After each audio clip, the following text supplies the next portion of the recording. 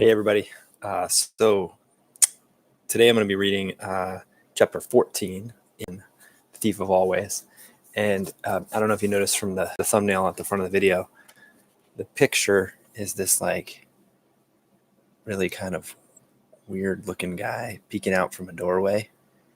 And we might think that that's something related to the Holiday House, but remember that in chapter 13, they just escaped from the Holiday House. So we have this question again of like trying to make a prediction. Like, who might this person be? What might be happening in this chapter? The other thing to note about this chapter is that the title, right? And we've seen so far that some of the chapter titles are very carefully chosen for the language, right? There was a couple that were an allusion to the Bible. One was Falling from Grace. One was about the waters. This one is Time Was, okay, which is kind of an interesting choice for a title. I don't know if you've heard the expression before, but there's an expression that sometimes you might have heard like an older person say. They'll say, "Time was," and what it means is that like there was a time when something happened, right? So time was I had to walk to school. There was no buses, right? Or time was we didn't have a refrigerator. We had to keep our food outside in the root cellar or whatever else it might be. Okay. So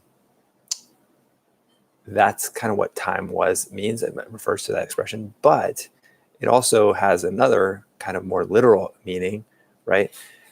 Like you might say that time is something, right? So time, what is time, right? And in this case, they're saying time was. So it existed in the past tense, right? So if we said time is, that means like time is right now, okay? This is time. If we say time was, we're referring to time in the past tense. So they're playing with the idea of time.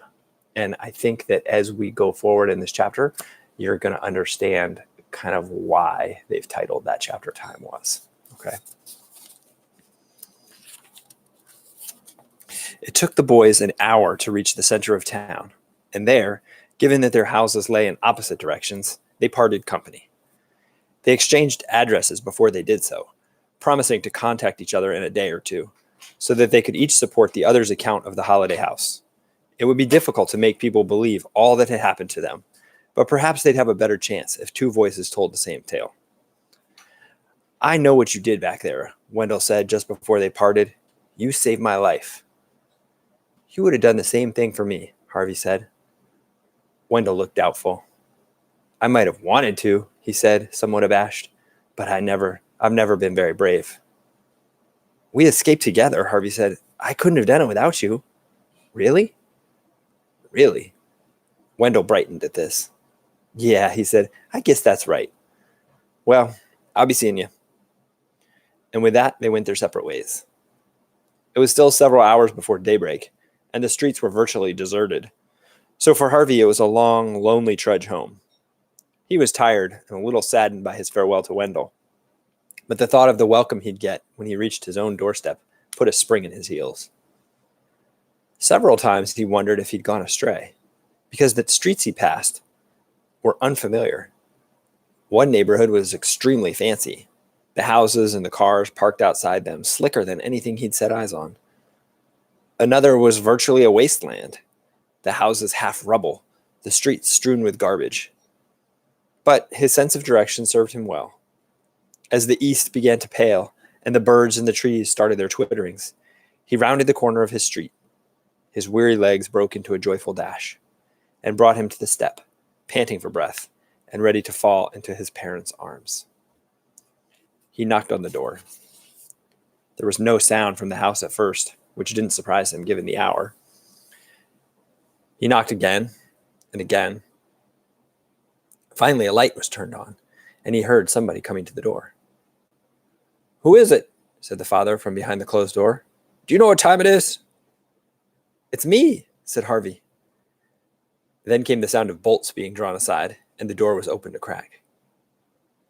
"Who's me?" said the man, peering out at him. He looked kindly enough, Harvey thought, but it wasn't his father. This was a much older man, his hair almost white, his face thin. He had a badly trimmed mustache and a furrow of a frown. "What do you want?" he said. Before Harvey could reply, a woman's voice said, "Come away from the door." He couldn't see the second speaker yet, but he caught a glimpse of the wallpaper in the hallway and the pictures on the wall.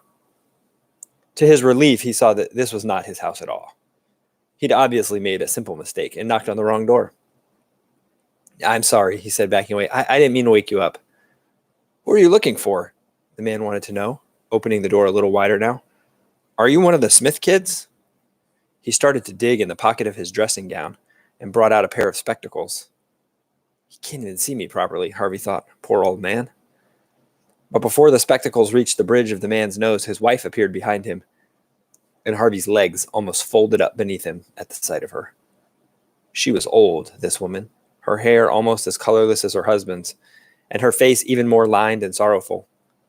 But Harvey knew that face better than any on earth. It was the first face he'd ever loved. It was his mother. "Mom?" he murmured. The woman stopped and stared out through the open door at the boy standing on the step, her eyes filling up with tears. She could barely breathe the word she said next. "Harvey?" Mom, it is you, isn't it?" By now the man had put on his spectacles and peered through them with his eyes wide. "It's not possible," he said flatly. "This can't be Harvey." "It's him," said his wife. "It's our Harvey. He's come home." The man shook his head. "After all these years?" he said. "He'd be a man by now. He'd be a grown man. This is just a boy." "It's him, I tell you." "No," the man replied, angry now. "It's some prank. Somebody's trying to break our hearts, as if they're not broken enough." He started to slam the door, but Harvey's mom caught hold of it. "Look at him," she said. "Look at his clothes.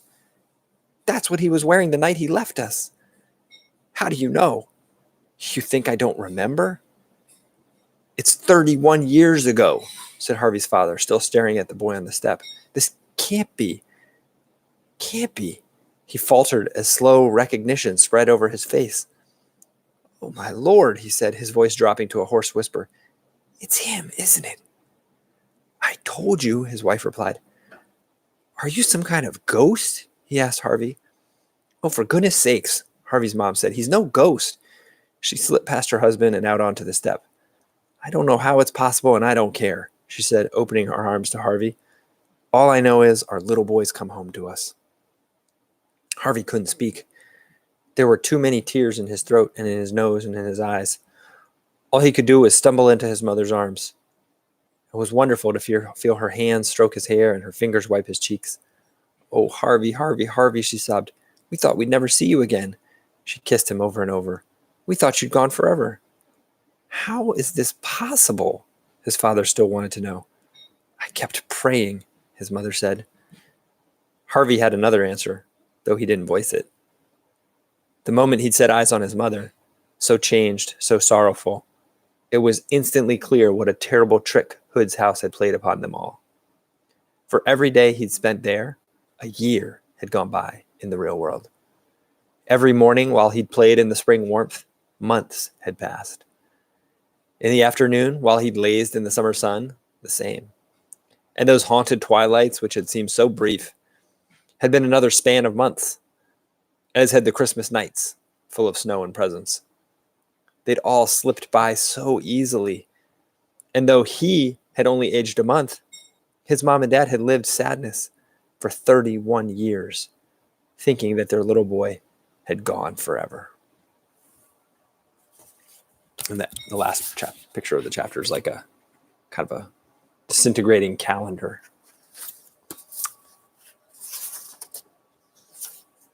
Oh, sorry, there's one more page. That had almost been the case. If he'd remained in the House of Illusions, distracted by its petty pleasures, a whole lifetime would have gone by here in the real world, and his soul would have become Hood's property. He would have joined the fish circling in the lake and circling and circling. He shuddered at the thought. "You're cold, sweetie," his mother said. "Let's get you inside." He sniffed hard and cleared his tears with the back of his hand. "I'm so tired," he said. "I'll make a bed for you straight away." "No, I want to tell you what happened before I go to sleep," Harvey replied. "It's a long story. 31 years long." All right, that's the end of the chapter. The next chapter is called New Nightmares. So, something to look forward to. New nightmares. I'm going to post a reflection on the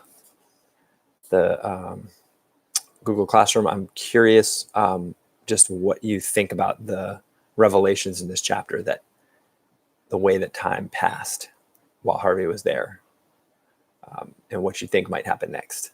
All right. I look forward to seeing what you think.